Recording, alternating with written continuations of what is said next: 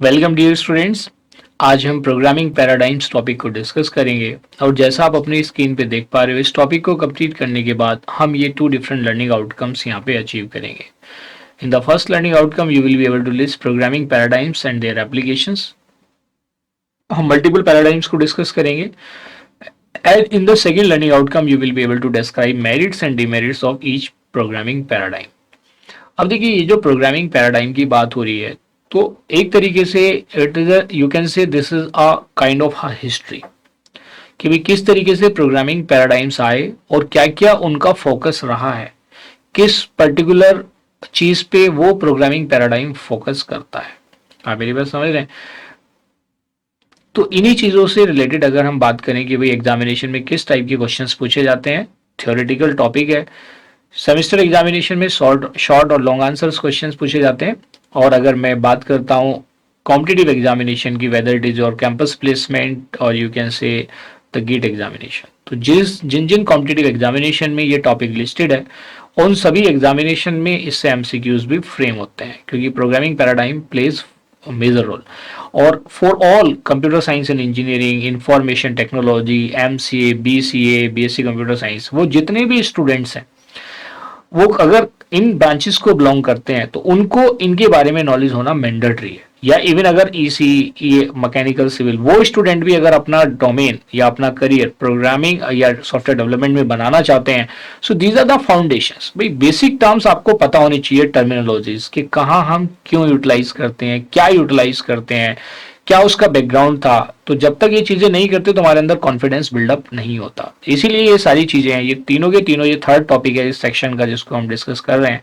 तो ये सारी बातें हमें पता होनी चाहिए, और जब हमें बैकग्राउंड पता होता है तो हमारा कॉन्फिडेंस लेवल हायर हो जाता है। तो आइए स्टार्ट करते हैं with the first objective of today session, that is programming paradigms and their applications. तो बेसिकली प्रोग्रामिंग पैराडाइम क्या रिप्रेजेंट करता है? Style of programming. बेसिकली ये क्या रिप्रेजेंट करता है? It represents style of programming.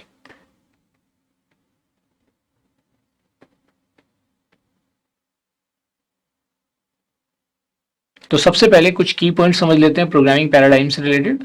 उसके बाद हर एक पैराडाइम को मैं लिस्ट आउट करूंगा और उसका क्या एप्लीकेशन है, शॉर्ट में उसको डिस्कस करेंगे। और जो नेक्स्ट लर्निंग आउटकम है उसके डिटेल में उसके मेरिट्स और डिमेरिट्स क्या उनको भी डिस्कस करेंगे। So it is a basic style of programming that defines how the structure, किसकी बात कर रहे हैं? स्ट्रक्चर ऑफ द प्रोग्राम की, and basic elements of the program will be built. ये किसका काम है? ये काम है किसका? प्रोग्रामिंग पैराडाइम्स का। आइए देखते हैं next key point related to programming paradigm. So dear student, this is the next point. Style of programming depends on the programming paradigm it supports. तो अल्टीमेटली हमें यहाँ पे डिस्कस करने हैं डिफरेंट प्रोग्रामिंग पैराडाइम्स। तो जो स्टाइल ऑफ प्रोग्रामिंग है, जिसमें स्टाइल ऑफ प्रोग्रामिंग में क्या आएगा? स्ट्रक्चर ऑफ द प्रोग्राम और कौन कौन से एलिमेंट्स आप उसके अंदर यूज कर रहे हैं। एलिमेंट्स और you can say component of a program. Component के अंदर जैसे आप देखेंगे, कंपोनेंट में उसके कंट्रोल स्ट्रक्चर्स हो सकते हैं। कंट्रोल स्ट्रक्चर्स के अंदर यू कैन से डिसीजन मेकिंग हो सकते हैं, आइटरेटिव हो सकते हैं, जिसको लूप्स बोलते हैं। तो वो सारी चीजें पार्ट है किसका? वो पार्ट है प्रोग्रामिंग पैराडाइम का, दैट इज, और you can call it as an style of programming. आइए देखते हैं various type of programming paradigms and their applications. Paradigms and application, आइए देखते हैं फर्स्ट वन।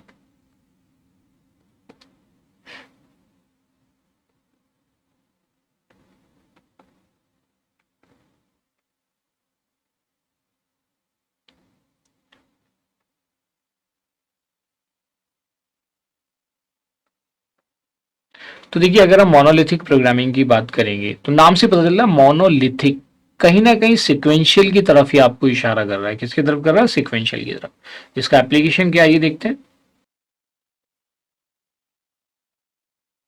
तो इसका एप्लीकेशन है, it focuses on finding the solution. आइए देखते हैं next paradigm. It focuses on algorithms, क्योंकि एल्गोरिथम भी क्या होती है? प्रोसीजरल है, स्टेप बाय स्टेप एक प्रोसीजर होता है। Focuses on algorithms.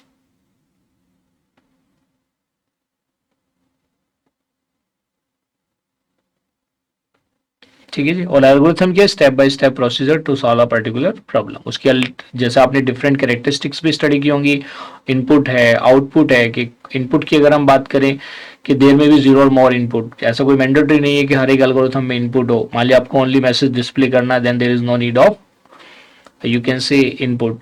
आउटपुट की अगर हम बात करें, there must be at least one output, कम से कम एक आउटपुट तो होना चाहिए। Finiteness, algorithm finite number of steps के बाद टर्मिनेट होनी चाहिए।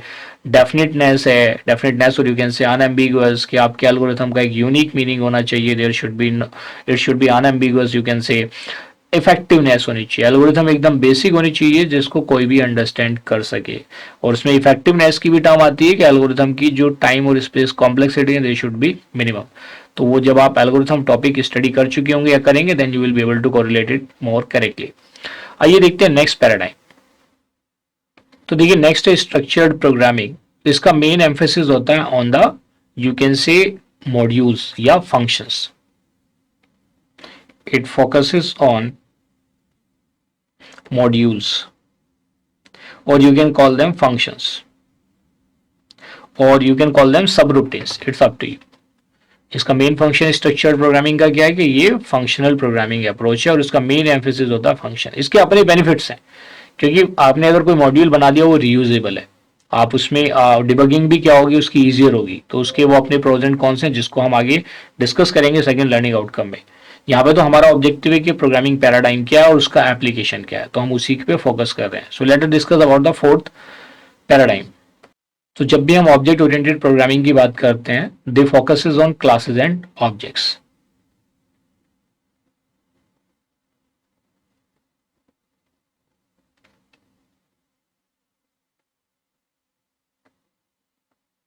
ठीक है जी, किसकी बात करते हैं, there more emphasis on classes and objects. आइए देखते हैं next paradigm. These are the first four mainly used programming paradigms। अगर हम इनकी बात करें, these first four are the mainly used programming paradigms, but there are some other paradigms as well जो कि आपको पता होना चाहिए। मेरिट्स और डिमेरिट्स जो सेकंड लर्निंग आउटकम में हम करेंगे, we will discuss about the first four paradigms, but जो बाकी है वो हमें पता होने चाहिए। So let us understand the fifth paradigm। तो देखिए लॉजिक प्रोग्रामिंग की हम बात कर रहे हैं, तो जो हमारी फिफ्थ जनरेशन ऑफ लैंग्वेजेस हैं वो लॉजिक बेस्ड हो सकती हैं, कंस्ट्रेंट बेस्ड हो सकती हैं, जिसको हमने डिस्कस किया था इसके प्रीवियस वाले आई मीन टॉपिक में। तो लॉजिक बेस्ड प्रोग्रामिंग का क्या फोकस है, क्या एप्लीकेशन, आइए समझते हैं।